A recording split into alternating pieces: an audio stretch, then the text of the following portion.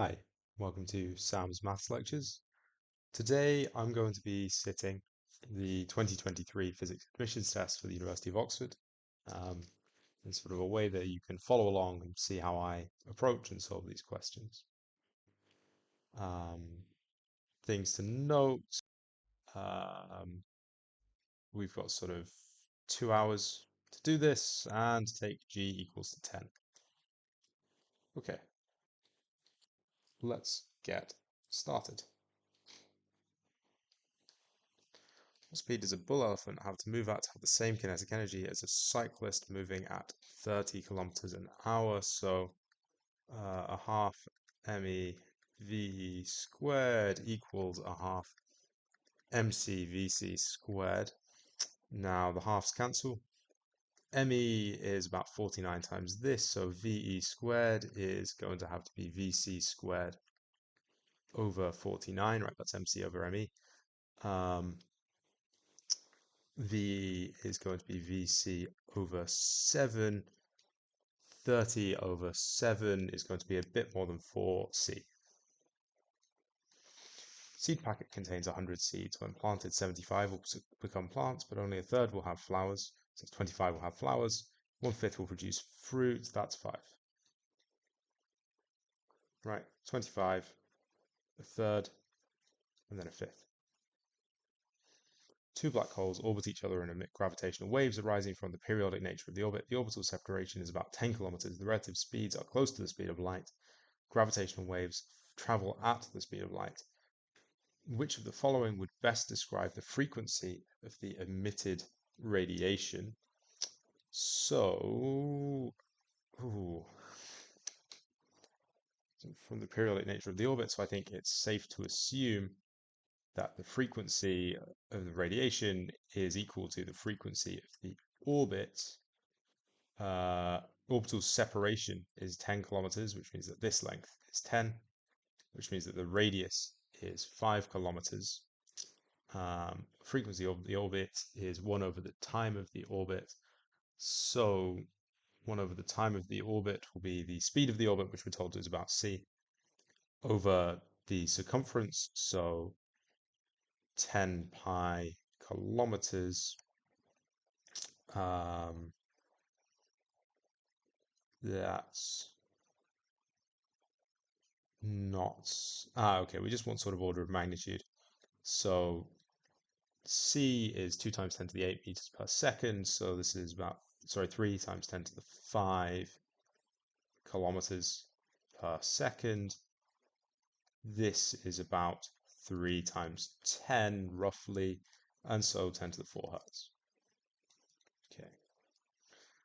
Smallest number, next number in this sequence, so multiply by 5 each time. And then, yeah, whenever you have a question like this, there's usually a sort of, they've done a reduction here. So this should actually be 15 over 625, right? We've got the powers of 5 on the bottom. So we add 2, then we add 4, then we add 8, then we add 16. So we're going to multiply by 5, and we're going to add 32 to the top. I didn't actually work that out in my head, but I worked out it would be 63, and then this is about right for 3125 times 5. Okay, consider a pulley in this with 4 wheels. If you pull the free end. Okay, so this length goes by y. Obviously, this is force multiplication, so we've got sort of 1, 2, 3, 4 lengths of rope, which will all be reduced by sort of an amount x. Change in y is going to be 4 times the change in x, because each of these ropes shortens by, let's say, 1 centimeter. Then we've shortened the entire thing by 4 centimeters, because we can pull this way. So y over 4. Fx equals x squared. We want to gx stretched by vertical scale factor, symmetry about x equals 1, and which is negative, never positive. So this one. If we think about This, we aren't told to do a horizontal scale factor, so we don't need this 2x in here. We want to translate to have the minimum 1, so -1 translates to the right by 1, and then -2 for the vertical for 2, and never positive. If y equals this, what is dy dx? Best way to do this is probably to say, okay, well, we're going to get 2 to the 4 plus 4. No, I think probably the quickest way would be chain rule. So the derivative of this would be 2 plus x over 2 to the 3 times a half. Now, the x cubed term, therefore, needs to be over 16. Is that correct?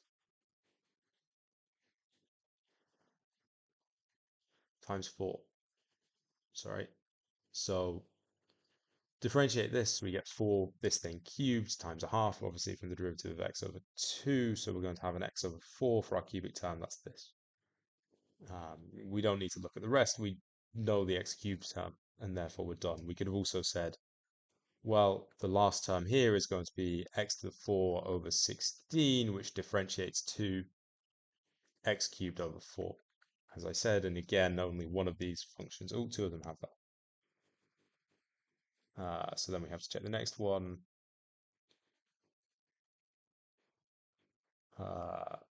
Embarrassing, really.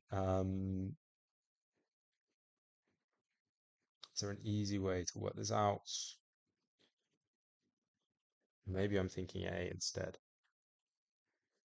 Let's see, we get 16 plus 4 times 8 times x over 2. That's 16x. So we're going to get 16 for the first derivative. So it is D.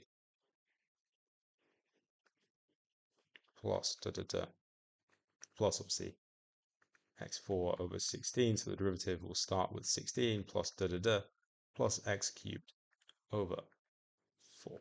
Okay. Happy with that. Moving on. All resistors have the same value. If an ammeter is placed at this. Okay.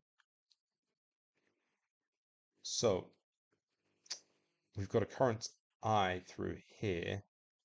And if we sort of think about it, we're going to get I is going to break up evenly through each of these resistors, right? Because in each stage, because they're all equal resistances. So we're going to get I over 2 through here. And we're going to get I over 4 through here. Now here it's slightly different. Here the current is going to split in the ratio 2 to 1 to 1 because the voltages need to be equal, right? So IC times R has to be equal to ID times 2R. And also I in this middle branch, we'll call it IF times 2R. Well, 2 to 1 to 1, that means that IC equals I over 2, right? This gets half, each of these get a quarter. IE is going to be all of I again. Kirchhoff's laws, conservation of current. So I believe that's A and C are the same, that is B. How am I doing for time? 10 minutes. dy dx equals this. Y equals 0 and x equals 1. The integral of y from 1 to 3. Ooh, okay, so y is going to be x cubed over 3 minus x 1 over 2x squared. Okay, and then the integral of y from 1 to 3 is going to be x to the 4 over 12 plus 1 over 2x from 1 to 3. Right? Yep. Happy with that. Y equals 0 when x equals 1. Sorry, so plus c. I forgot plus c there. When x equals 1, we're going to get third minus a half plus c. So that means that c equals a sixth, so that y of 1 is 0. So then this is going to be plus a sixth x. There we go, good thing I checked. From 1 to 3. What is this? So we get 27, no, 81 over 12. There's a common factor 3, but that's about it. Plus a sixth plus half minus a 12th. Yeah, that will make that better. Minus a half minus a sixth. Okay, so halves cancel, sixths cancel. 81 over 12 minus 1 over 12, that's 80 over 12. That's 20 over 3. We'll go with C. 10. A particle of mass m traveling freely at an initial speed v can be stopped in a distance d by a constant retarding force F. What magnitude of force would be needed to change the trajectory of the same particle into a circular arc of radius d? Okay, so we can use kinetic energy of the particle as the amount of work the force would need to do. So Fd equals a half m v squared, right? Work done to stop equals kinetic energy. Fd is a half mv squared. Now, if we want to change the trajectory into a circular radius, then we would need F, sort of the new force, has to be mv squared over d. Well, this is mv squared over 2d, so this is 2f.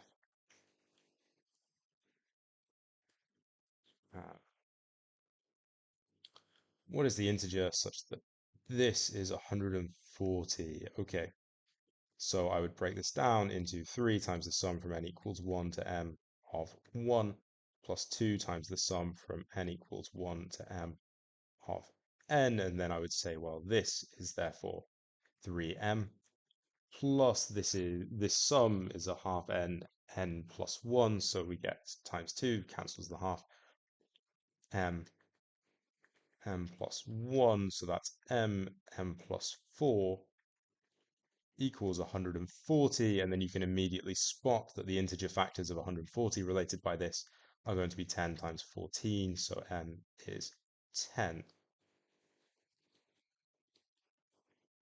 12. A device uses 3 kilowatts of power at a voltage of 60 volts. It is connected to a power supply via an ideal transformer. The transformer has n turns on the winding connected to the device and 20 n turns on the winding connected to the power supply.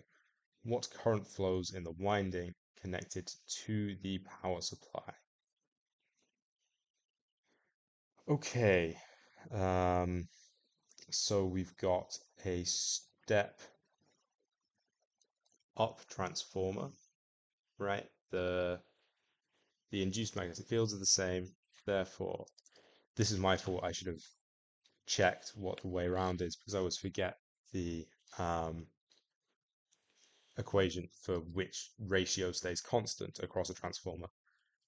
But we know that the transformer has, well, it's ideal, so the efficiency is 100%. So P1 equals P2, or I1 V1 equals I2 V2. Now, I believe that it ends up being something like N1 over V1 equals N2 over V2. So that if you get more turns on the secondary, you get more voltage on the secondary. I should have checked that before I started. But you can reason this from physics because the magnetic fields have to be of the same magnitude, and the magnetic field produced will be sort of the order of the current times the number of turns. So that means Ni1 and Ni2. And then the I's are inversely proportional to the V's, so we get this. But in fact, we actually want N1I1 equals n2 I2, because we care about I2, is going to be n1 over n2 I1, which is n1 over n2 times p1 over v1, so that is 1 over 20 times 3000 over 50 over 60, which is 50 over 20, that is 5 over 2, 2.5 amps. Okay, if I've got these all the wrong way around, it would be 0.4 amps. I'll find out later. Okay, use some measuring scales to discover the following relationships between the mass of apples, bananas, and carrots. Okay, find all combinations that have the same mass as 5 carrots. Wow.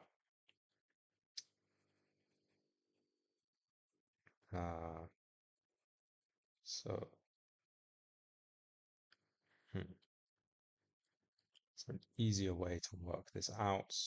Uh, Immediately, I want to say an apple and a carrot is 4 bananas.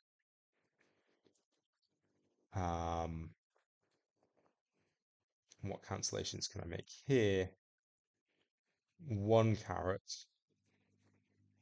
is equal to 2 apples.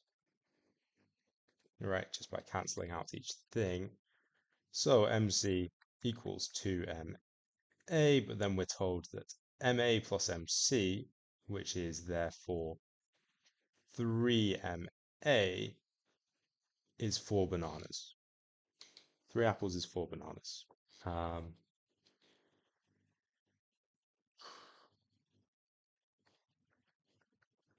3MA equals 4MB.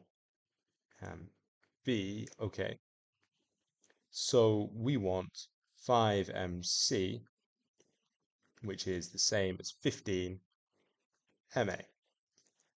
And each 3MA that we remove has to be replaced by 4 bananas. We need this all in whole numbers, so we can't sort of do anything else. So we either get 15 apples, 0 bananas, or 12 apples, and then to compensate for the 3 apple reduction, we need 4 bananas. Well, we can't do anything sort of less than a drop of 3 because these things are sort of have to be integers. All right, if we only took away 1 apple, then we'd have to add in 4/3 of a banana, not allowed. Okay, 9 apples and 8 bananas, or 6 apples, add 12 bananas, or 3 apples and 15 bananas, or, go down slightly, no apples and 18 bananas. Is that correct? Why did I stop adding 4s? This is 16 and this is 20. Right. Yes. I should slow down. Okay, 2 to the x plus 2y equals 16 and xy equals 2. Well, immediately we get that x plus 2y is log 2, 16 is 4. X plus 2y is 4, xy is 2.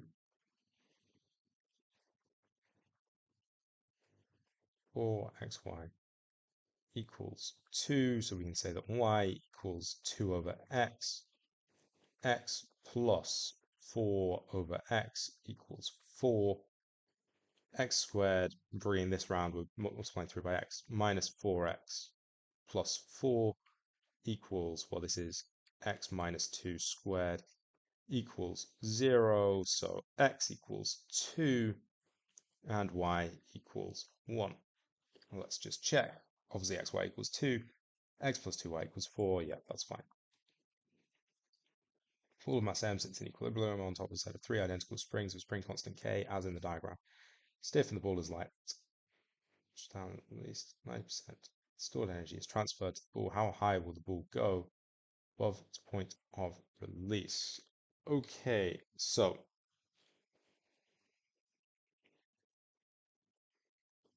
Point of release. Okay, so the point of release is once we've been compressed. And so at release, we have a GPE of 0, a kinetic energy of 0, an elastic potential energy of a half k dashed x squared, or k total I'm going to call it, which is the total spring constant of this arrangement. And then at sort of peak, it'll have GPE of mgh, a k of 0 because it'll have stopped moving, and EPE of 0 because obviously the spring has fully extended. And then, but 90% of the stored energy is transferred to the ball. So what we basically get is that mgh, the energy of the ball at the end, is 0.9 times the energy of the system at the start. I'm just going to write KT here. Now, springs add sort of in the opposite way to resistors. So springs in series, you add their inverse spring constants. Springs in parallel, you add their spring constants normally. So two springs next to each other in parallel has a spring constant of 2k. That means that the whole thing, 1 over kt is 1 over k plus 1 over 2k. Well, that is 3 over 2k. So kt, our whole thing, is 2k over 3. So we get this, and so h is going to be k over mg times x squared times 0.9 times a half times 2/3, which is 0.3 kx squared over mg. Is this correct? I think so. So this is the energy before we get this. So the ball only gets 90% of the energy. KT is 2/3 K. Yeah, I'm happy with that. Okay, in astrophysics, the gene's length, lambda j, is a measure of the size of the cloud of gas in which internal pressure just supports the cloud against collapse under gravity. So if it gets any bigger, it collapses and forms a star. Okay, depends on the speed of sound in the gas, the gravitational constant g, and the mass density. The dependencies may be expressed in this form. Okay, so the units of lambda j, or the dimensions of lambda j, obviously are length. The dimensions of cs, speed of sound, is a length per time. The density is a mass per length cubed, and that leaves the gravitational constant, which actually luckily they've given to us in fundamental units. So the dimensions of g we can read off are length cubed per mass per time squared. So if we take the dimensions of this formula, we get that L is going to be L to the alpha plus 3 beta minus 3 gamma, right? This is just what these are all raised to, times time to the, this is t, here we go. So time to the minus alpha minus 2 gamma times mass to the gamma minus beta. And so from these, we get three simultaneous equations. We get gamma minus beta equals 0. There should be no mass dimension left over. We get minus alpha minus 2 gamma equals 0. There should be no time dimensions left over. And alpha plus 3 beta minus 3 gamma equals 0. So gamma equals beta equals 1, not 0, because we want one length dimension left over. Gamma equals beta. This actually immediately tells us that these cancel out, so alpha equals 1. Gamma equals minus 2 alpha, minus alpha over 2, sorry. um, right? Because 2 gamma equals minus alpha, yeah, equals minus a half. And so we get alpha equals 1, beta equals gamma equals minus a half. Let's just check. We're then going to get 1 here. These cancel because we've got length cubed and per length cubed.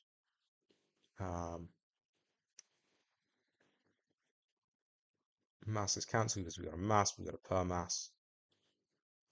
And the times cancel because we've got a per time, per time, so a time here, and a per time here, so times cancel. Okay, I'm happy with that. How are we doing for time? Pretty good. Okay, mass m on the end of a rigid rod of negligible mass hangs from a pivot point. Pivot moves horizontally at a speed v, and the mass experiences a drag force fv in direction opposite to its velocity. Speed v, the rod makes constant angle theta to the vertical. Okay,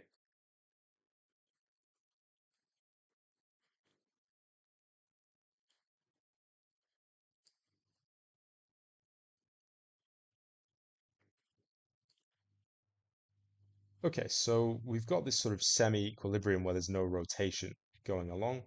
Um, and in fact, it's moving with constant velocity, right? Because this moves with constant velocity, the angle is fixed.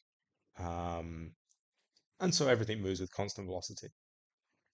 So the forces are zero. Let's see which directions we've got forces in. We've got a tension T in this direction.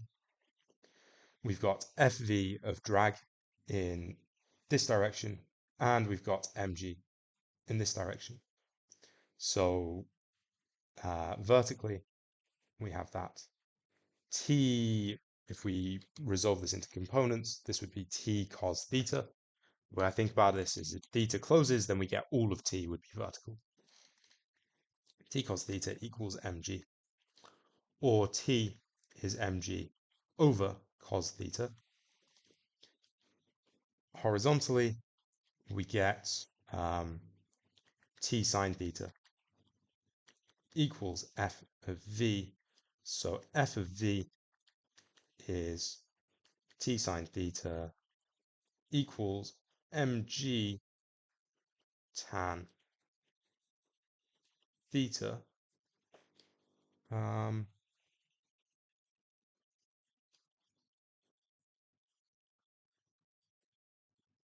okay, so in the case that f of v is proportional to v, so we would get basically that mg tan theta equals kv.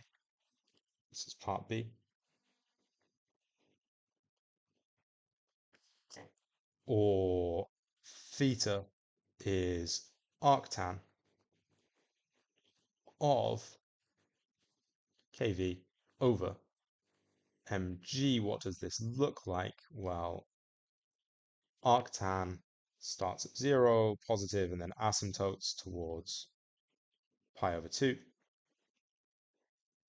and does the opposite in this direction to minus pi over 2. This is v, and this is theta. So if we move really, really fast, then it's going to tend towards being horizontal behind v with theta is pi over 2. If we go really fast in the negative v direction, it's going to tend towards minus pi over 2. It's going to swing back this way. Okay. Quartic polynomial has the following properties. This thing is this here only.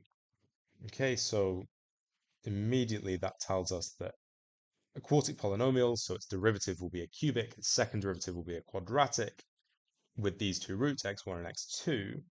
Well, therefore we can write that f double dashed is x minus 1, x minus 3 times some constant a, because we don't know what the sort of leading term is. We're not told whether it's sort of 3x to the 4 or 5x to the 4 or x to the 4. We don't know what the leading term is. We just know that a is not equal to 0 because otherwise we would get f double dashed equals 0 everywhere. Now we can expand this out, so we're going to get ax squared minus 4ax plus 3a. It's probably the best way to start this. df dx. F dashed is going to be the integral of this. We don't know what the sort of plus c is going to be. So we get a over 3 x cubed minus 2a x squared plus 3ax plus c, and we are told that this is of x, and this is of x as well, just sort of for consistency. F dashed of 2, which is 8/3 a minus 8a plus 6a plus c is 0. So this tells us that c is 2 minus 8/3 minus 2/3 a. Right, 8a minus 6 is 2, 2 minus 8/3 minus 2/3. Yep. Okay, so that tells us this.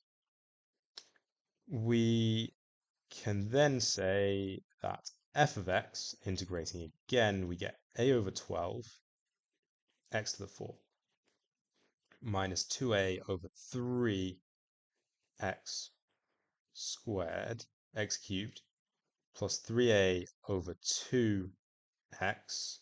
And then we know what c is in terms of a, so I'm going to write minus, that's squared, minus 1/3 x, because minus 2/3 ax, a times x, there we go. Right, minus 2/3 ax integrates to 1/3 ax. 2/3, because this isn't squared. Right, there we go. Plus some constant b, except we're then told f of 0 is 0, but f of 0 is just b, all the x terms disappear, equals 0, so b is 0.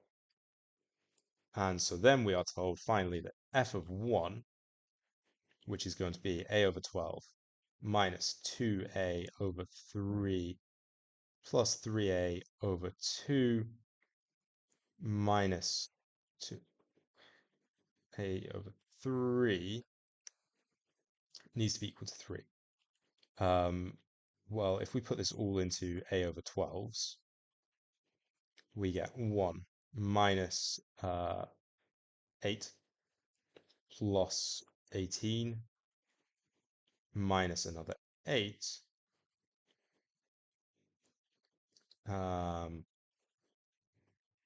18's 18 to, we get 3 here, a over 4, but this has to equal to 3, therefore a is 12,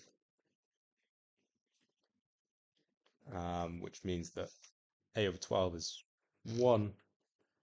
So we then get that f of x is going to be x to the power of 4 minus 8x cubed plus 18x squared minus 2/3, 8, sorry, x, and then plus 0. Let's check this quickly because I feel like there was lots of mental arithmetic there. F dashed x. So first of all, f of 0 is 0, f of 1 is going to be 1, minus 8 is minus 7, plus 18 is 11, minus 8 is 3, so tick, tick, these two are both satisfied.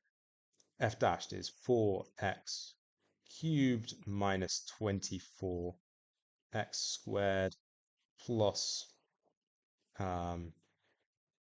36x minus 8. F dashed of 2 is 4 times 8 is 32 minus 24 times 4. 24 times 4, which is 96, plus 72 minus 8. Okay, that's 104 minus 104 equals 0, so that's confirmed, that's good. F double dashed of x is 12x squared minus 2x. No, sorry, minus, not sure what happened there. 2 times 24, so 48x. I think I was factorizing my head as I went, but factorizing my head wrong. 48x plus 36, which is 12 times x squared minus 4x plus 3, which is 12x minus 3x minus 1, which is correct. Okay, good. Everything worked out there in the end. Solve the following equation for real x. This is a quadratic in disguise, right? So y equals e to the x. We've got 6y squared plus y equals 15. 6y squared plus y minus 15 equals 0. Factors of 15, one of them gets multiplied by 3, the other one gets multiplied by 2, and the difference is 1. That sounds correct. So I think 3y and 2y. If we make this plus 5 minus 3, 2 times 5 is 10, 3 times minus 3 is minus 9, those add to 1. So you can factorize this fairly easily. Now, y is e to the x, which means that y is greater than 0. So we can ignore this root. 2y equals 3, y equals 3 over 2, x equals ln of y, just to undo the e to the x, equals ln 3 over 2, so ln 3 minus ln 2, if you really want, but ln 3 over 2 is probably fine. I think this is how I'd probably write it.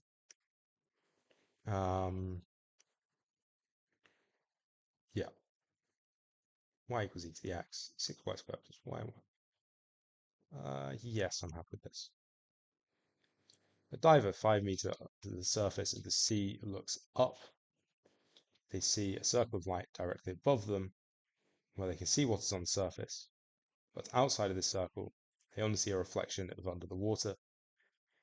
Okay, so the reason is because if the diver is here, we'll just draw an eye, and the water is here, then we get total internal reflection for sort of the air-water interface, right? Um, so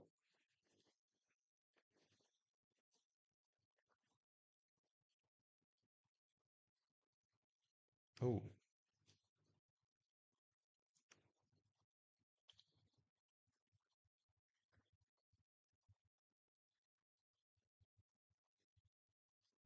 it's not total internal reflection, is it? Because total internal reflection would be from water into air.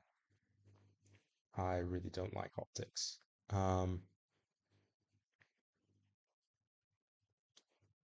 This is a reflection of what is under the water.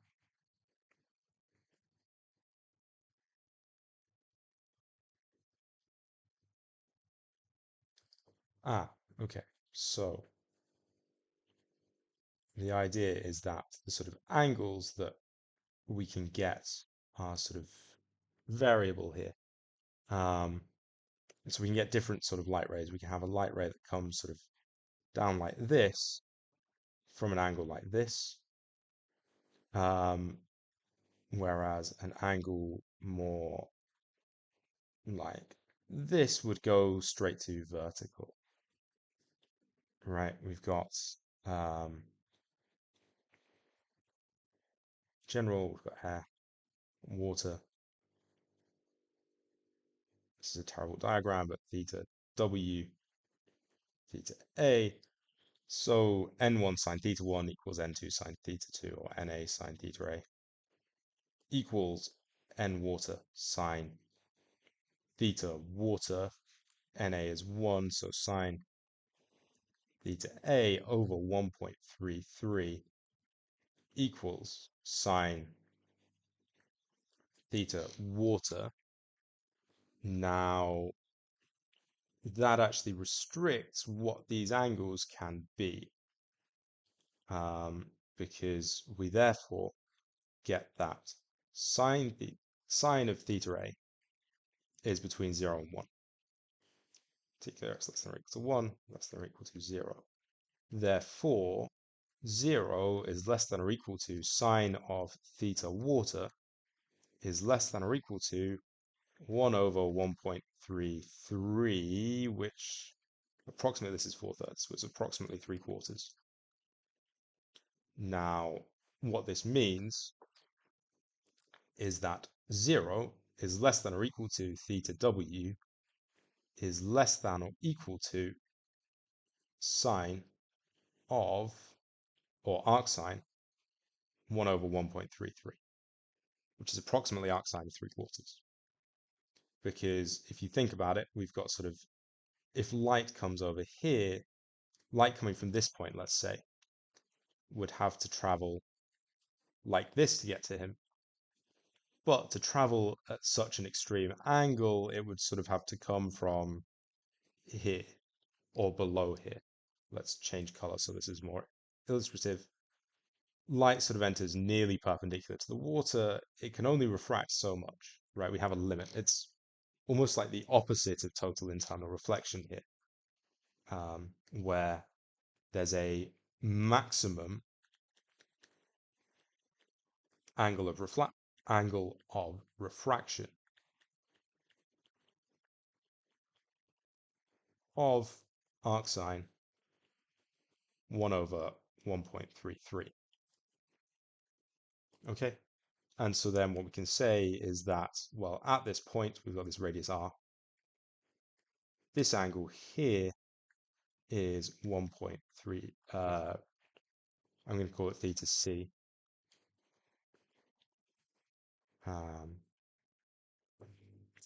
And this height here is 5. Well, tan of theta c is opposite over adjacent, so it's 5 over r, or r is 5 times cot of theta c, because then we can use the fact that cotangent, let's see, so cot squared looks like this.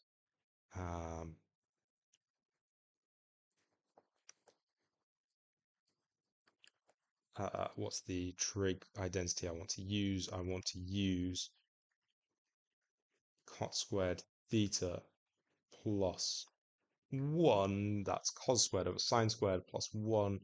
So that's cos squared plus sine squared over sine squared. So yeah, is 1 over sine squared is, well, 1 over sine squared theta. But we know what sine theta squared is. So this is 5 over square root of 1 plus 1.33 squared.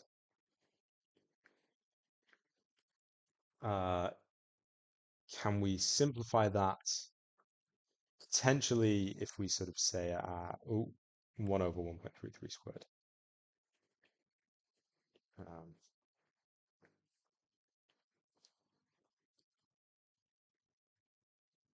If we assume that this is 3/4, then we would get 1 plus 9/16, which is 25/16. So 5 over root 25/16. But then this is 5 over 4, so this is 4 meters. Meters, and yeah. Okay. So that is our answer for the radius. Find all values of x that satisfy this equation. Um, so immediately I see this cos squared x here, and so we can eliminate cos in terms of sine, and we set this as 1 minus sine squared x. And let's set y equals sine x. And so we get 4y, 1 minus y squared plus y equals 3 plus y. Um, okay, let's expand and rearrange. So we get 4y minus 4y cubed plus 4y squared equals 3 plus y.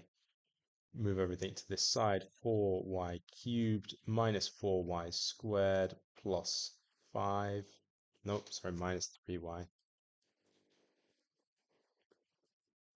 plus 3 equals 0.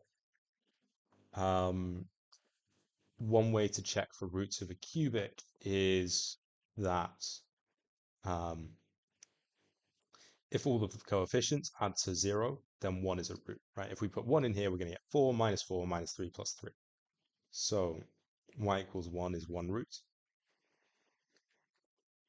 Then we know that the product of the roots is basically, let's say that this is 4 times y minus alpha, y minus beta, y minus gamma. Clearly we can set alpha equal to 1. We have that minus alpha, beta, gamma is going to be minus 3. Well, obviously at least one of them is going to have to be, is minus 3/4. Okay, so maybe they're all valid roots. So we have to be careful that because y is sine x, if we get y equals 2, that's not going to be valid. We can eliminate this from this as well. And then we also get minus 4 alpha plus beta plus gamma. This is going to be the linear term, the quadratic term, sorry, where we take two y's and one constant from each thing, is going to be minus 4. So alpha plus beta plus gamma equals 0, equals 1, sorry. But then, therefore, we get that minus beta gamma equals 3 over 4. Beta gamma equals 3 over 4. But we also get that beta plus gamma is 1, is 0, because we've got the 1 here. And so this would mean that beta and gamma can't be real numbers because we get that gamma is minus beta, and so therefore beta squared is minus 3 over 4. If I've done all of that right. And so that's going to cause us problems. That's definitely a 3. Let's see, 4y, 1 minus y squared plus y. Okay, 3 plus y. 4y minus 4y cubed plus 4y squared. Happy with that. Was 3 plus y. Yeah, that's the same. 4y minus 4y squared. Minus 3y. Well, that's not actually entered into the calculation, but yes, I am happy with that. Plus 3 equals 0.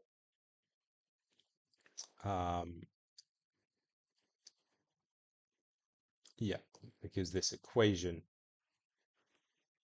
must have either one negative root or two negative or three negative roots. Well, it doesn't have three negative roots because one is a root. And so these are both complex, so they're not real values of x. So we ignore that. They should have said all real values of x here. Because complex arcsine is not something I'm getting into now. So we end up with only y equals 1, or sine x equals 1, and so x is n plus a half, no, 2n plus a half. times pi for n equals n any integer. Yep, we don't get any other roots there. That's interesting. Okay, two identical spacecraft of mass m are in stable circular orbits around the Earth. Difference in total energy between the two spacecraft. Okay, so what we're going to use here is GPE on sort of an astronomical scale is minus mmg over r. It's negative because you sort of want to go to lower potential, so you fall in like this. Now, in a stable circular orbit, actually, total energy is zero. That's what circular orbit means. Wait. No, no, that's nonsense. Ignore what I just said. So GPE is this, and KE is obviously a half m v squared, but for a circular orbit, we need centripetal force to be given by gravity, so that mv squared over r is mmg over r squared. Now, mv squared over r is mmg over r squared, or mv squared equals mmg over r, which means that your total energy during this orbit is going to be minus mmg over r minus a half of this, plus a half of it, but without the minus, minus mmg over 2r. So, yes, I don't know where I got the energy equals zero from, because that's blatantly false. Okay, E total is this. Now that means that the RE one, we've got the R is going to be 2RE, right? It's at a height of RE. So we've got one Earth radius and then a second Earth radius and then the spacecraft. And so its energy is going to be M times M Earth times G over 4 RE. And the 2RE one, we've got R is 3RE, right? We've got 1RE to the surface of the Earth and then 2REs in height. And so its total energy is negative MEG over 6 RE. And so this gives us a difference in energy of, well, a quarter minus a sixth is 2/12 and 3/12, so it's a 12th. So it's MEG over 12th RE. Yep. How many more have I got? 23, 24, 25, 26. 26 questions. They've definitely made these longer since I did them. Okay. Another optics question. Beam of light in a medium with refractive index n1 is incident at angle θ1 on a slab of material of thickness d with refractive index n2 greater than n1 as shown in the figure. The rear surface is mirrored and perfectly reflective. From what distance L does the beam transmitted into the slab travel before re-emerging? Okay, so what we've got is, I'm just going to draw a bit bigger here.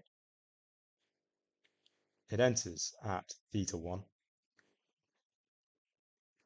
like this. Then what happens is it goes from n1 to n2. n2 is a greater refractive index, which means it bends towards the normal at an angle θ2. It then perfectly reflects,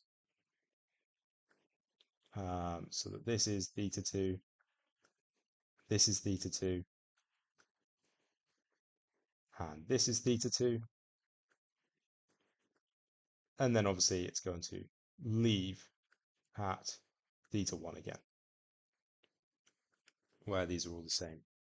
And this width here is d.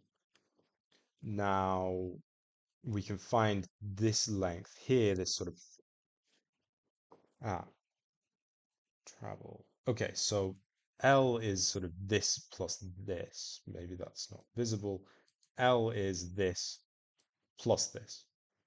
Okay, so we've got this triangle here. Here's theta 2. Here's d. This is a right angle. This is L over 2.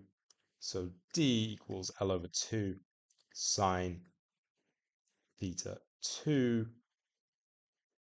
Sorry, cos theta 2.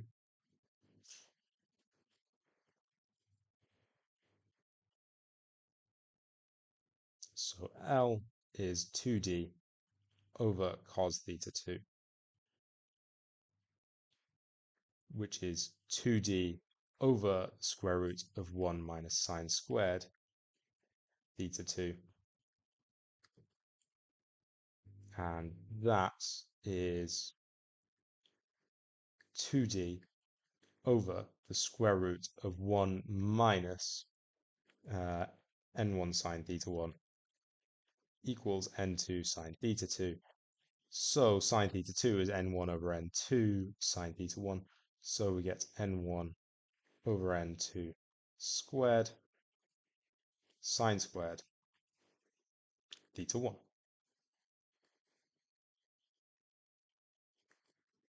The limiting values of L at large and small theta 1. So at large theta 1, then theta 1, sine theta 1 is going to go to 1. So as theta 1 goes to pi over 2, that's its limiting value. Sine theta 1 goes to 1. L is going to go to 2d over square root 1 minus n1 over n2 squared. Okay, and that's where it's sort of, we have this same thing as we had earlier, where there's sort of this sort of maximum refracted angle. So it travels along sort of almost like this, and then it goes as steep as it's allowed to go, and then back, and then along again. As theta 1 goes to 0, we get 0 refraction, right? Because it comes in along the normal, it keeps going unperturbed, it gets reflected, it comes back, and so it goes to 2d. But we can see this because sine theta 1 is going to go to 0 as well, and so L would just be 2d. Goes in, it comes back, there's no sort of angle in there. That's that bit done. Now consider the case in which the light of wavelength lambda 1 is incident normally. For what values of d would light reflected from the two surfaces interfere constructively? Ignore any phase changes that might occur at reflection. Okay, so what we sort of want to say is that the wavelength changes between materials. So what we have is that here it travels at a speed c over n1. It has a frequency f and a wavelength lambda 1. Whereas here it has a speed c over n2. It has the same frequency because you can think of this as sort of we're driving a wave here and here. Well, they're going to be driven with the same frequency even if their wavelengths change and their speeds change, lambda 2. So we can get an equation for lambda 2 in terms of lambda 1. So f lambda 2 is c over n2, or n2 lambda 2 is c over f, is n1 lambda 1. My layout is terrible, by the way. I'm not sort of writing this coherently because I'm all over the place. In an actual exam, make sure that you do better than this. Okay. Lambda 2, therefore, is n1 over n2 lambda 1, so the wavelength gets shortened. And so for constructive interference, we need that,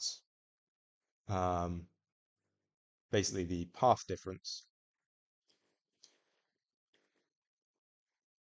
equals n lambda, a full number of wavelengths. Yeah, a full number of wavelengths for constructive interference, lambda 2 because it's in here. So we get 2d equals, this is any integer n, it's different. Let's call it m so that we can choose this. M is any integer.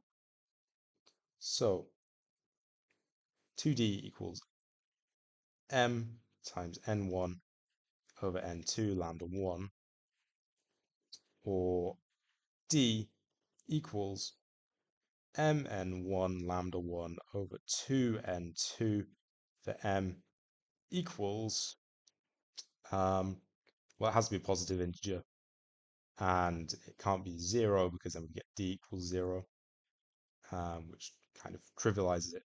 So 1, 2. Or you could say m is a natural number without 0, or a positive integer, or whatever you want to call it. I might write this as integer greater than 0. Okay. A ship floating at anchor moves vertically only, as waves on the surface of the sea cause the surface height to vary with position and time like this. What is the period of the ship's vertical oscillations? So here we can note that sort of x is fixed. We need the internal phase to change by 2 pi, and so that means that t needs to change so that 2 pi v over lambda t changes by 2 pi. 2 pi v t over lambda equals 2 pi. T equals lambda over v. Yeah, because this is 1 over the frequency. Done. What is the total vertical distance does the ship move through during a time interval equal to this period? Well, if we think about it, it starts, let's say, at 0. It goes up to a, down to 0, down to minus a, and then back up to 0. So that's 4a total. Sketch curves for the kinetic and potential energies as functions of time. Okay, so the potential energy, gravitational potential energy is mgy. Let's take x equal to 0. Are we allowed to say x is 0? They don't actually say where the ship is, so we're going to assume x equals 0, right? We know x is fixed. We can assume that it's at 0. Okay, and so over 2 whole periods, it's going to go up, it's going to go down, it's going to go up again, down, and then back up. Okay, and so these are on a straight line. In an exam, I might use a ruler for this to make sure. Where at the top, we've got MGA minus MGA. This is T. This is GPE relative to equilibrium. And so this would be 0. This would be P. This would be 2P. P over 2, 3P over 2. If you really want to annotate it, looks something like this. Now, the other one is kinetic energy is a half m v squared. Now, note that this is different to the other v, right? This is the wave v. The ship v, in fact, I'm going to call it u, is kind of how this changes in time. Again, we're taking x to be 0. So d dt of a sine minus 2 pi v over lambda t. Um,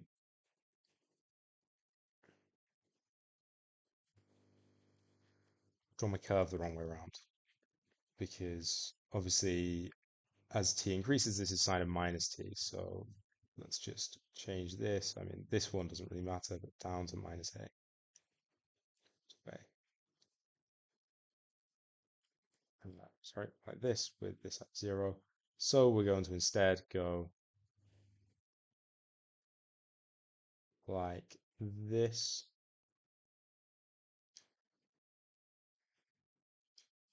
where, oh, really? There we go. Okay, like this. Okay, so then the speed is going to be minus 2 pi v over lambda a cos minus 2 pi v over lambda t. And so then a half m u squared is going to be, we're going to get 2 pi squared v squared a squared m over lambda squared cos squared 2 pi v over lambda t. And so what will this look like? This will look like it's going to start at 1, or it's going to start at its maximum value. It's going to then drop down to 0, but it's cos squared, so it looks like this. Cos squared has half the period of cos, and so we get 4 periods. So 1, 2, 3, 4 periods. This is sort of the maximum. 2 pi squared v squared a squared m over lambda squared. 0, obviously. Okay. T, this is 0. This is corresponding to this point, so p over 4. This is p over 2. 3p over 4, p, 2p. You get the idea. It's 3 marks. We probably don't need to label every single point. This is the vibe. Okay, y equals x to the 4 minus 2x cubed. X to the 4 minus 2x cubed. Well, this is x squared times x squared minus, sorry, x cubed, x squared minus 1, minus 2, x minus 2. Okay, x cubed, x minus 2, so it's got a triple root, which looks like this at 0 and a single root at 2, like this or like this, depending on the gradient, if it's positive or negative. Now, we can note that because it's a positive quartic, its general shape is going to look like this. Okay, it might have wiggles in the middle, we don't know. And so that means that it's going to look like, here's a 0, and then it's going to come back to 0 like this. Now, one thing we can note is that the derivative is a cubic, and so it can have at most 3 roots. Now, a triple root of the polynomial is a double root of the derivative, so there's 2 roots of y dashed, and then it must turn around to start going below 0 and then go back to 0. So here is the other one. So we've got inflection at x equals 0, y equals 0. That's a downwards inflection. And a minimum somewhere else. Okay, it wants the nature and label of these coordinates. So y dashed is 4x squared minus 6, 4x cubed minus 6x squared. So that is 2 times 2x cubed minus 3x squared. We can take out an x squared as well. So 2x squared x minus 3. No, x minus 2x minus 3. So double at x equals 0 or at x equals 3 over 2. Okay, so 3 over 2 is here. X equals 3 over 2. Y equals 3 over 2 to the power of 4 is 81 over 16. 2 times 3 over 2 cubed is going to be 27 over 4. 81 over 16 minus 27 over 4. That's 3 27s minus 4 27s over 4, so it's minus 27 over 16. All right, sorry, 3 27s minus what will be 4 27s over 16 is minus 1 27 over 16. It's good to sort of get the idea of all of these before you actually have to draw it on a graph. The other one will be easier because it's only a quadratic. So y equals 2x minus x squared. It's got a root at 0 and a root at 2. So single roots at 0 and 2. X minus x squared, it's a negative quadratic, so it's going to look like this is its general shape. From this minus x squared plus 2x. If we complete the square on this is minus x squared minus 2x, which is minus x minus 1 squared, so it's got a maximum at 1. And then this would be plus 1 minus 1. And so 1, 1. Okay, so if we now draw our axes, have they given us an axis? No.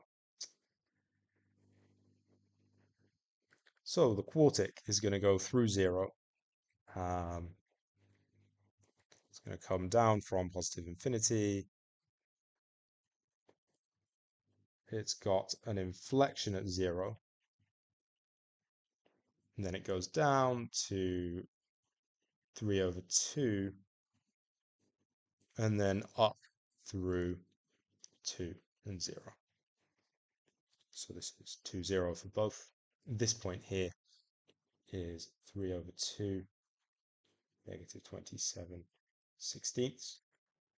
Then the other one is a quadratic. It's going to go through 1, 1, so it's going to go like here.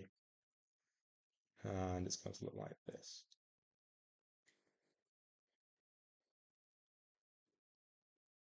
Okay, and the roots are the same. We've got this here. Labeling the coordinates of the stationary points. So let's also note that this is 0, 0 is also an inflection. Write down an integral expression for the finite area enclosed between the two curves. Well, their intersections are at 0 and at 2. And so it'd be the integral from 0 to 2 of the top minus the bottom. So that's x to the 4 minus 2x cubed plus x squared minus 2x dx for the area. I nearly missed that one, so always be careful that you read the full question and answer for the full question. Top function minus the bottom function is the area between them. They intersect at 0 and at 0, 2. Okay. They can't intersect anywhere else because between the roots, this one is always positive and this one is always negative. Outside the roots, this one is always positive, this one is always negative. There can't be any more intersections. Okay, 2 separate pairs of unbiased dice are rolled. One pair consists of 2 8-sided dice. The other is 2 6-sided dice and 1 10-sided dice. Which pair is most likely to show a total of 16? So, a pair 1, we can only get a 16 by 8 and 8, which is a 1 in 64 chance. 2, pair 2, we could get 6 plus 10 only, which is a 1 in 6 chance for the first, times 1 in 10 for the second is 1 in 60. It's greater than 1 in 64, so the first pair. Are any totals equally likely to be rolled using the 2 pairs of dice? This one is interesting. I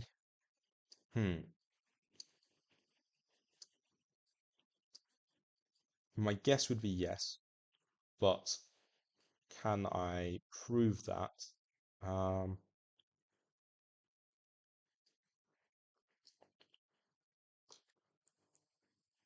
Maybe not actually, because if you think about it, we have 64 combinations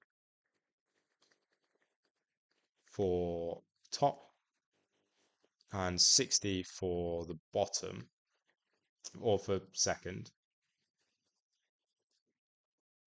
First, 60 for the second. Now, for the probabilities to be equal, we would need n over 64 equals m over 60. Now, common fractions here, we can multiply through by 4. 4 is a common fraction, so we would get n over 16 equals m over 15. Now, 15 times the way we get 1 is 16 times the ways we get it on the second, right? Well, this is number of ways to roll x on first pair. And this is the number on the second pair. N over 16 equals m over 15. Well, we would then need n to be greater than 16 or m to be greater than 15, right? Because the only way we could get this is if these are 1 and 1. Because otherwise there's no, I mean, you could be facetious and say, yes, you can't get 17 on either. But I think the question is not really asking that. The question is asking, otherwise, no. Is there anything with 16 ways to get in one and 15 for the other? No, because let's say you had 8 and 1, where you'd have 8 and 1, 7 and 2. That would be 15 ways to get 9. 16 ways to get 9. Right? Either 8, 1, 7, 2, down to 1, 8. But there are not 15 ways to get 9 here, because we only get... There's also not 16, that's only 8 ways to get 9. And so this is a number less than 8. This is a number less than 6. But no for any possible totals. Right, so any number that you can get on both with a non-zero probability, then you wouldn't get equally likely, right? Because you get 8 different combinations at most here. And you'd have some number less than 8 over 16 is some number less than 6 over 15. That simply doesn't work. They never overlap because 16 and 15, they're co-prime. So yes, but no. Probably no in the essence of the question, but yes if you're being pedantic. What is the smallest total that is more probable when using the two 8-sided dice? So you want basically, uh, I think any time that you can get two ways to roll it, right, then you're okay because you get 2 over 64 here. No, you need more ways to roll it with this. Um, so probably 8 or 9. Hmm. Let's think of our possible totals. So 2, 3, 4, 5, 6, 7, 8, 9, 10, 11, 12, 13, 14,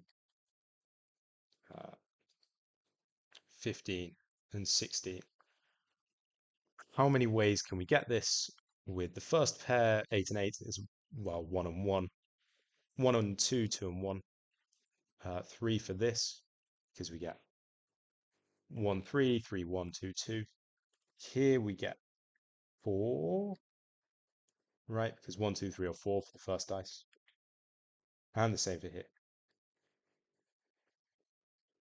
Here we get 1, 2, 3, 4, 5 for the first dice, and the other number for the second dice. Now, here we can get 6 and the 6-sided dice can be any number, and then the 10th-sided dice has to be the other number required.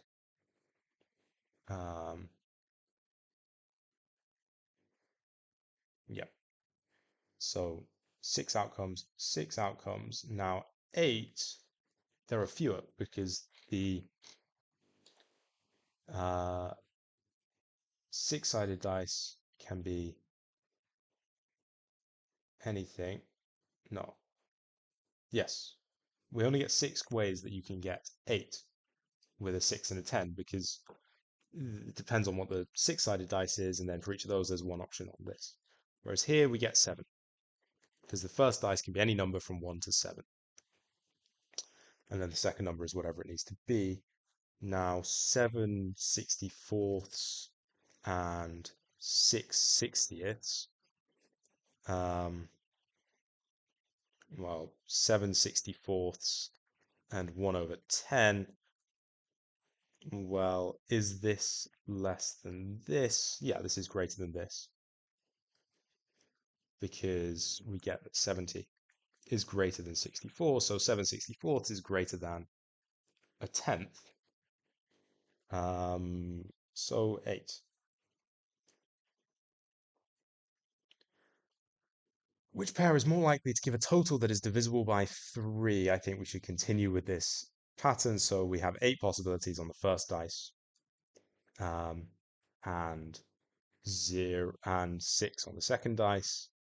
This now stays 6. No, we've got one way to get this, which means we've got 5 ways to get this because we can't. This one, no, 5 is 2. First dice, 6-sided dice has to be 1. Here, the 6-sided dice has to be 6. Here, the 6-sided dice has to be 5 or 6. Here, it has to be at least 4. 13, it has to be at least 3, at least 2, at least 1, any number. Here again, we've got 1, so therefore we've got 2 ways to do this, 3 ways to do this, 4 ways to do this, 5 ways to do this, 6 ways to do this, 7 ways to do this. There we go. Okay, total that is divisible by 3. So for the first pair, we get 2 plus 5 plus 8 plus 5 is 22 out of 64. And here we get 2 plus 5 plus 6 plus 2. What have I done here? This, right. Silly mistakes. 5, 6. Right, how many ways can we get? 11. Well, as long as this is 1 or more, then 10 can make it up. So 6. There we go. 6, 5, 2. And so here we get 2 less than that. So we get 20 over 60. This is a third. This is a bit more than a third, right? 20, yeah, so we get 1/3 is less than 22 over 64. That's 11 over 32 because, yeah, 33 is greater than 32. So the second pair, or the 2/8, which is the first pair. No. So this one I wrote down the wrong answer because it's obviously the pair with the 6 and the 10. So the pair with the 6 and the 10 is the second. I'm just going to write 6 and 10. This one, yes or no. Given that at least one of the 8-sided dice has landed at 5, is a total of 11 or 10 more likely? Right. So we only know one of the 8-sided dice. So our outcomes are 5 and 5 for 10, right? We can only have 5 and 5. Whereas for 11, we can have 5 and 6, or we can have 6 and 5. So it's more likely that we've got an 11.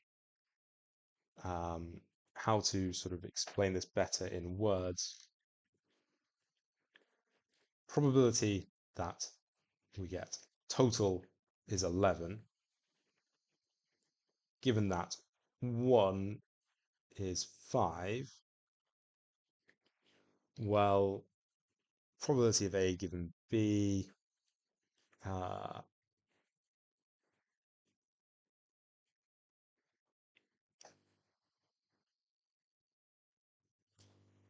yeah. If we imagine the set of possibilities where if we know that one dice is 5, we get 8 choices for the first dice. 8 there, minus 1. 17 outcomes, right? We've got 5, 5, 5 and anything, where anything, not 17, 15 outcomes.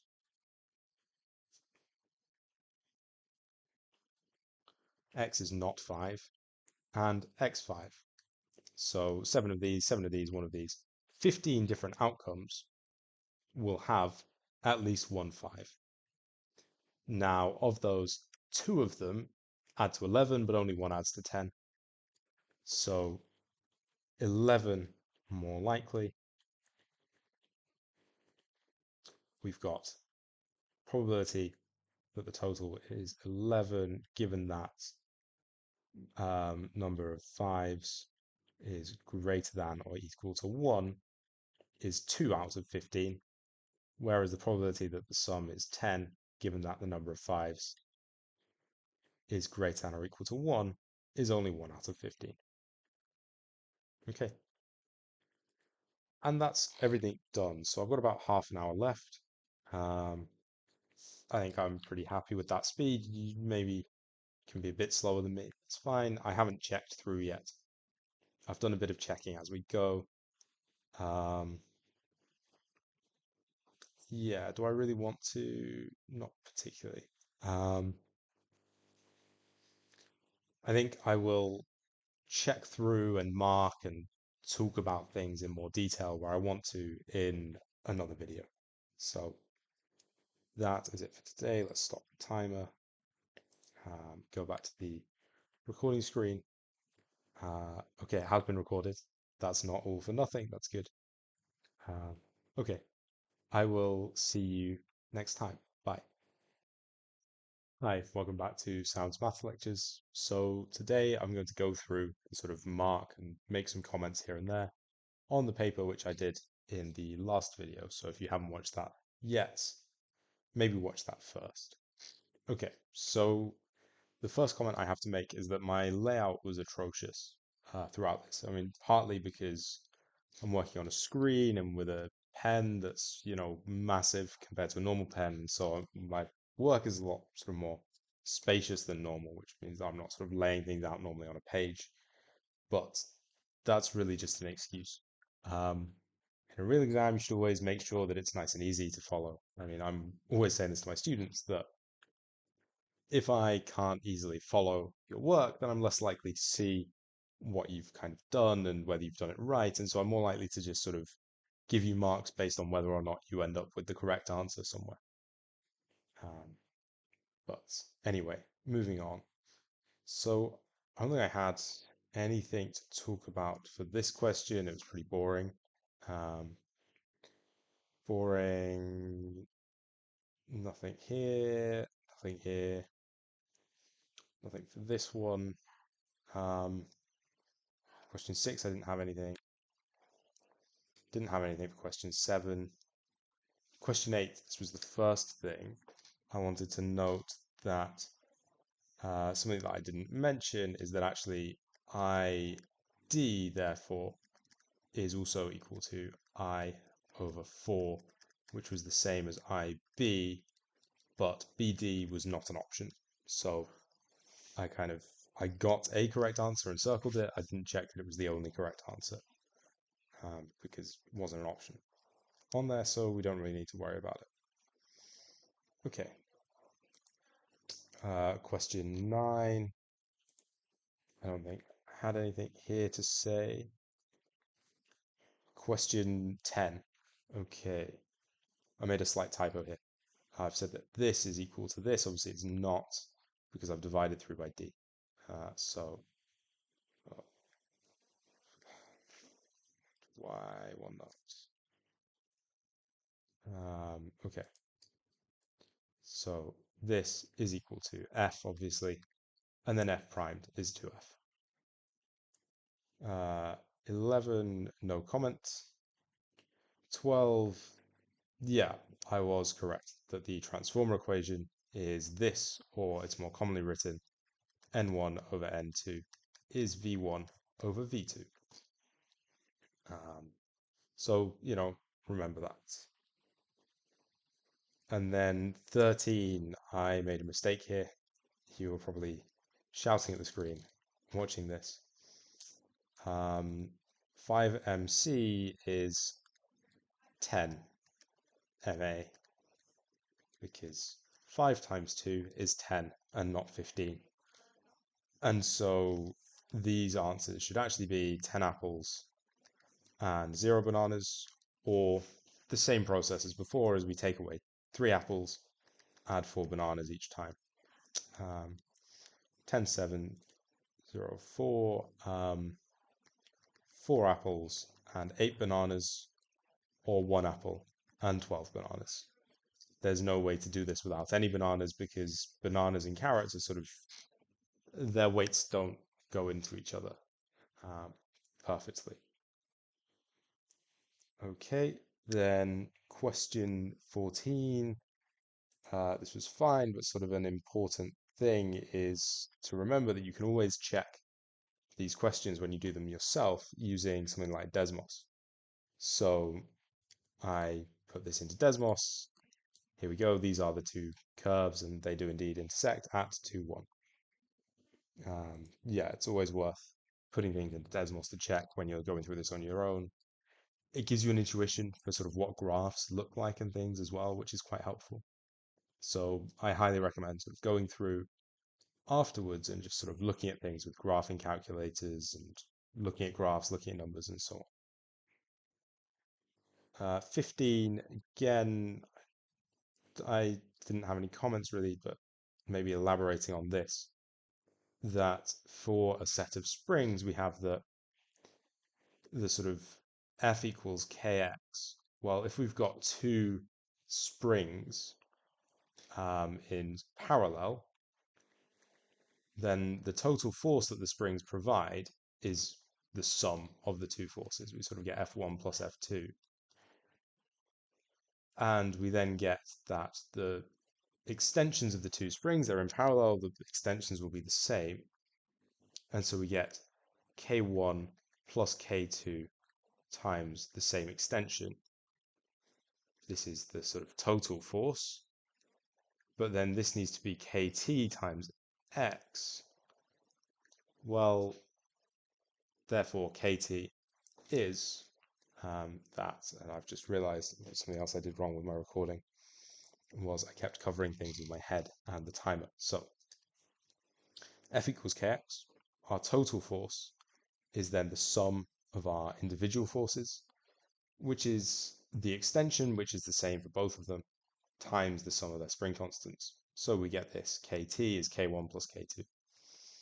For springs in series, instead we get that F1 equals F2 equals F, and instead the x's add, so our total extension is x1 plus x2, and so we get that F is kt x1 plus x2, but then we can write this as kt times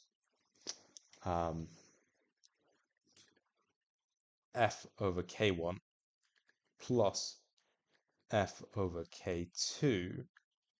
If we divide through by f now on both sides and then divide through by kt, we get 1 over kt is 1 over k1 plus 1 over k2.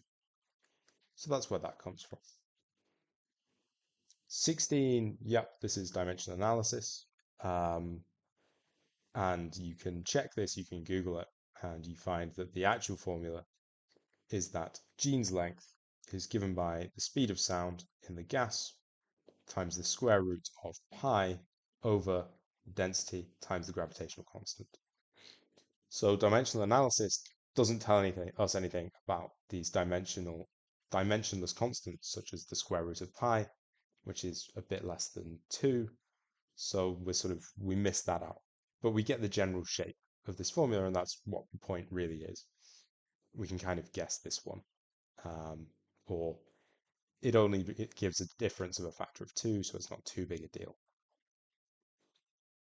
Okay, 17, I said something about quasi-equilibrium, because I was thinking that maybe it wasn't an equilibrium in some way, but obviously it is an equilibrium because the velocity is constant, right? That's Newton's first law, that a body in motion remains in constant motion unless acted on by a non-zero net external force. Well, it's in constant motion, so there's no external force. I'm not sure what I was talking about there. 18, I didn't have anything particular to say, but I do have the graph for 18 just to sort of show you. Let me get the zoom a bit better. Let's say this goes to 10.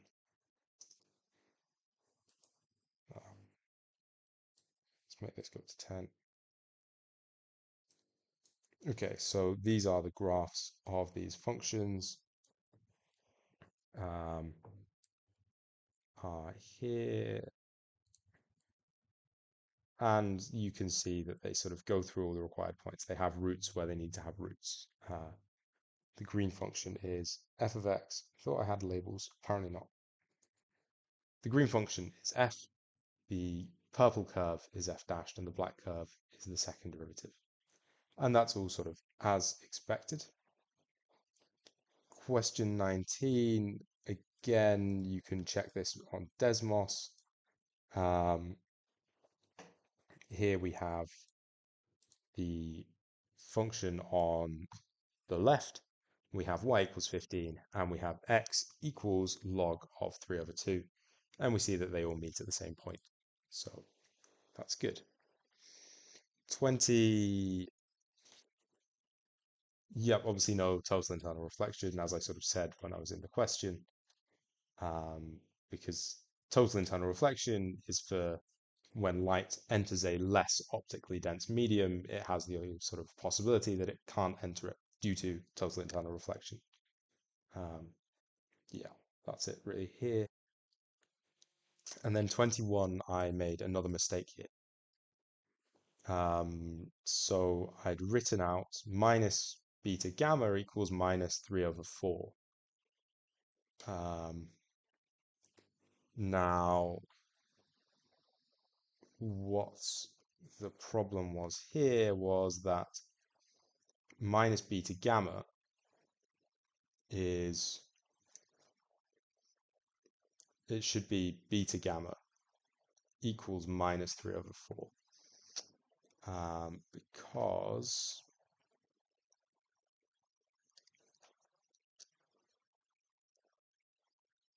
Because where's this gone? Beta gamma equals 3 over 4. Beta gamma equals minus 3 over 4. Should be this.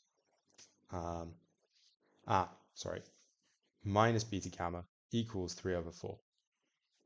Minus alpha beta gamma is because this is positive, not negative, so minus beta squared equals this. So beta is going to be plus or minus root 3 over 2. Gamma is the other one.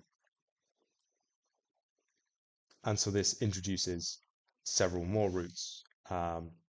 We've got x equals pi over 3. This is going to give us root 3 over 2, as is 2 pi over 3. 4 pi over 3 will give us minus root 3 over 2, and so will 5 pi over 3 will give us minus root 3 over 2, and then obviously we still need the ones, so pi over 2, and then all of these plus 2n pi for n, any integer. We'll give this, so I missed out many of those. And I only noticed when I put this into decimals to check, actually. And so here's what I got. You can see that there are many solutions to sort of where these curves intersect.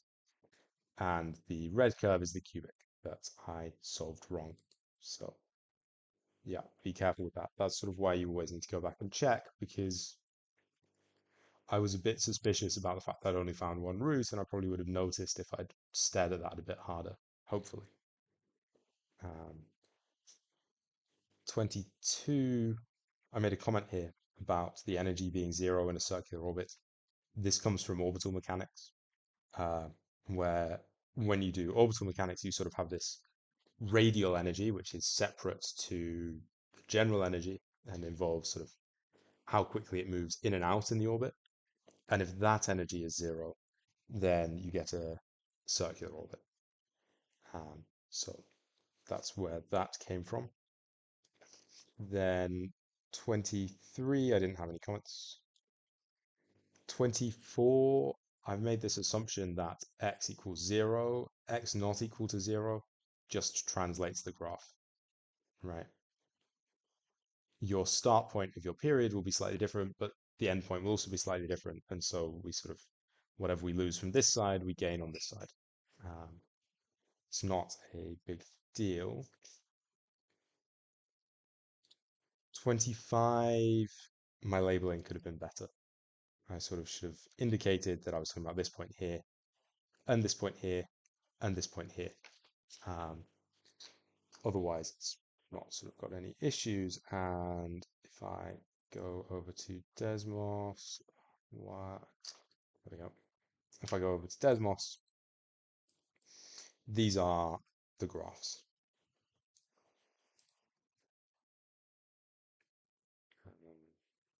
So going to paste it. Here we go. So yeah, as I said, it looks something like this. And with these questions, it's always worth sort of get up a picture, just sort of so you can learn, yeah, that is indeed what a triple root looks like. 26 comments. So as I sort of mentioned, the answer to part B was sort of unclear. It was a bit ambiguous depending on how you interpret the question. whenever it's like this, I would recommend giving both answers and sort of specifying, well, if you're interpreting the question as any possibilities, then yeah, the answer is yes. But if you mean any possibility where it's not sort of impossible, then no. It's worth sort of doing this so that it's not left to interpretation. Um, then in this part, we could have done this without conditional probability or without having to count the 15 outcomes because we have the probability of um, x1 plus x2 equals 11, right? Or equals, we'll say, n, given that x1 is 5 or x2 is 5, right? Using the union notation here because it's not mutual, sort of exclusive. We could say, well, this is the probability that both are true. So x1 plus x2 equals n, and at least one of them is 5.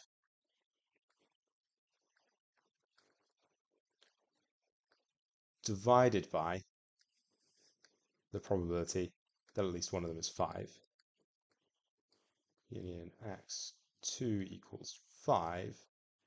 And what we can sort of note is that this denominator doesn't depend on n, right? So whether n is 10 or n is 11, the denominator doesn't change. And so this probability is just proportional to the numerator.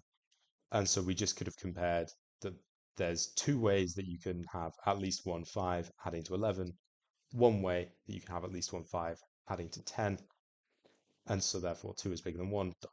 You didn't need to go into the full probability, you could have just compared using proportionality. The other thing is sort of this question, I made several silly arithmetic mistakes, which you'll have seen in the video, and sort of, yeah, I saw them as well. It was a little bit embarrassing. Remember to sort of try and stay focused for the entire exam. Um, and it emphasizes the importance of checking, right? I lost a few marks in this because, yeah, I finished half an hour early and decided I'd had enough and stopped instead of going back and having a look. So, don't do that. In the real thing, it's sort of important. You want to do as well as possible. Uh, so that's the last of my comments, I think, on this paper. Uh, thanks for making it this far, and I'll see you next time. Bye.